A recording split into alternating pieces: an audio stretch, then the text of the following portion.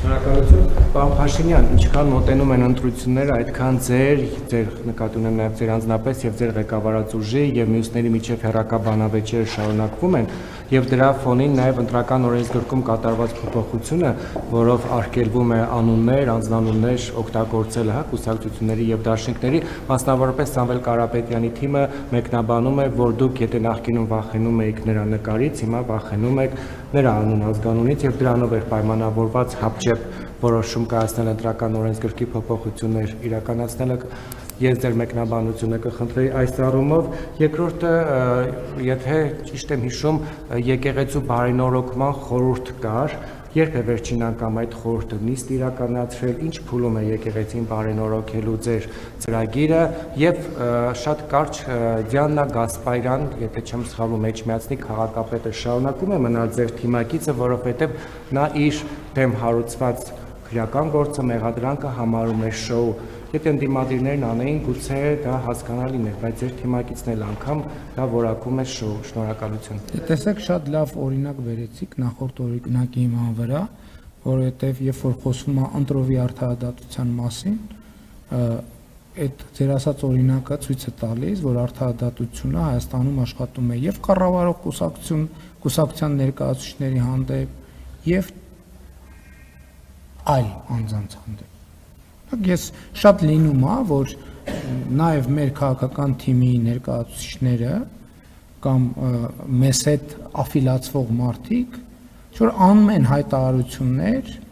եւ այդ հայտարարությունները այսպես դառնում են քննարկման եւ շարժման առարկա, ասենք որ ես առիթ լինում է, ասում եմ, իսկ ինչու հարգելի գործընկերներ, դուք այդ հայտարարությունները տենց վրթովված իբր արդարության եւ Անելիս չեք ասում, որ ձեր շրջապատի այսինչ մարդը վերջերս դատապարտվել է այսինչ հոդվածով, այն մյուսը նկատմամբ քրեական գործ է հարուցվել այսինչ հոդվածով եւ այլն եւ այդպես շարունակ, որովհետեւ հա լինում է, որ մարդկանց երբեմն թվում է, որ իրանք ԿՊ-ի անդամ են, իրանք ինդուլգենցիա ունեն, ոչ 2018 թվականից սկսած արդարադատությունը նույն կերպ մի մասն է անդիմադիր է դարձել, տեսել եք ասենք հոդվածը չգիտեմ ինչա, բայց բովանդակությունը կաշառք բանի, եթե չեմ սխալվում, ինչ որ ապրանք ներմուծել արտահանելու, հա ձեր երազած կառավարող ուժը էտա, հա, որ ԿՊ-ից է, ուրեմն պետք է հիմել բան ամբիոններից դոշ են ծեծում։ Ինչ են դոշ ծեծում, որովհետև դատվում են։ Ոչ թե դատվում են, որովհետև ընդդիմադիր դարձան, այլ ընդդիմադիր դարձան, որովհետև դատվում են։ Երբ որ իրանք սկսեցին դատվել, այդ ժամանակ իրանք ընդդիմադիր չէին, իրանք երդվում էին որոշ անուններով,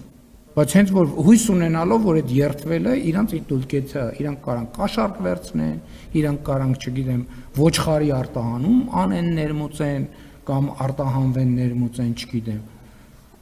ոչ այդպես չի, ինչ եկեղեցու խորհուրդը մշտական կապի մեջ է եւ մշտապես աշխատում է եւ զարգացումն են, որ այդ օրակարգը, ինչպես տեսել եք, հույս ունեմ, տեղա գտել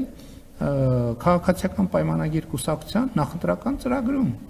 Եվ մենք դա նաեւ շատ կարծում եմ արդար է եւ ճիշտ է, որ մենք այդ հարցն էլ ժողովրդի դատին ենք հանձնում եւ այդտեղ էլ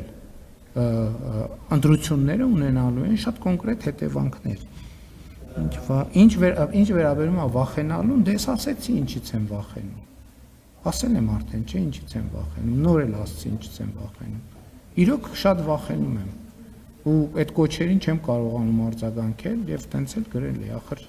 վախենում եմ։ Ես ճիշտն ասած չեմ կարող ասել ինքը ֆորմալ կուսակցության անդամ է թե չէ, այս բան պատրաստ չեմ։ Համեն դեպս ներգրաված չի որևէ ձևով, որևէ աշխատանք։